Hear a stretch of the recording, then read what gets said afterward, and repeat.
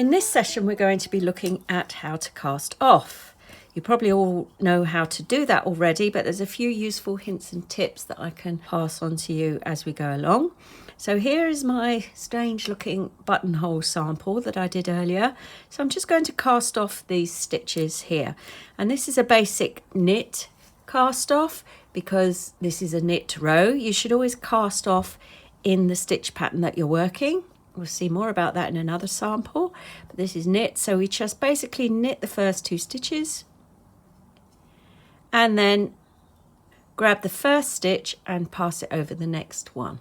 Now sometimes people cast off too tightly. So here's one thing you can do to stop your cast off being too tight. Let's just zoom in a little bit. This is just one option.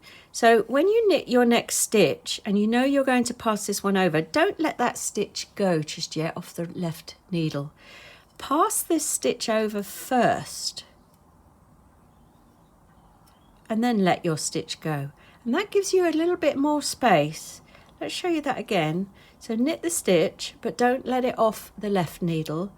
Take that stitch, pass it over the top, and then let that one go. And you can probably see already that those stitches are a little less tight along the top than the others. So that's one option. I'll just show you it one more time. So knit, pass that over, and then let the stitch grow. So that's that way.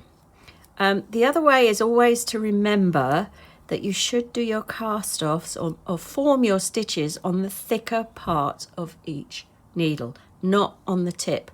Don't make your stitch there because it will be too small. So make it in the proper part of the needle and then pass over. And then the final thing that people sometimes have an issue with casting off is the final stitch. And let me show you. It can go a bit loopy. I'm sure you've probably experienced that. I know I have. But let me show you what I mean. So we are almost at the end now. So this cast off's looking pretty neat, pretty pleased with that. Now we've got our last stitch. Now sometimes the normal way of working it would be to knit that, pass that over,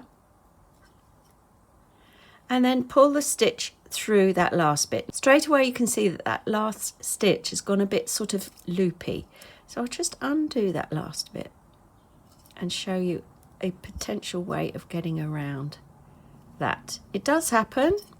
There's probably a reason for it, but I'm not going to worry about what it is. So I'll undo that last stitch. It looks like that last stitch on my previous row was pretty loose anyway, to be honest, but never mind. So how can I stop my cast off being too loose? What I'm going to do is slip that over there. Not work it yet. I'm going to pick up the stitch underneath that last stitch and pop that on the needle as well. Okay, then pass these two back and knit them together,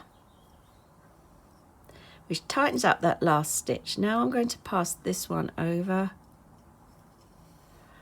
and pull the yarn through this last stitch.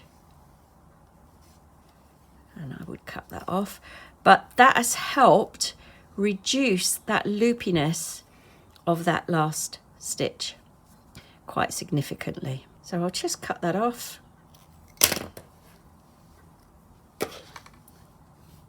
And there we have the cast off, looking pretty neat. Just stretch that first stitch out a bit, there we go. And it's all looking quite nice. And we do not have a final big loop at the end. So that's a basic knit cast off.